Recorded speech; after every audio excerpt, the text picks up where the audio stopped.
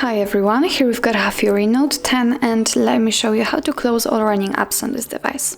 So actually all we have to do is simply swipe our finger up very gently in order to open recents, and as you can see here we've got all previously opened apps.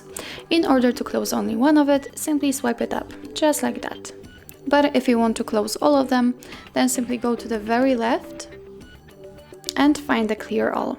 Let's tap on it, and as you can see we just got back to our home page, so let's check the recents gently, and as you can see here we've got no recent items, so it means that we successfully closed all running apps. So that's all. This is how to close background apps in your HAFURY Note 10. Thank you so much for watching. If you find that this video was helpful, please hit the subscribe button and leave the thumbs up.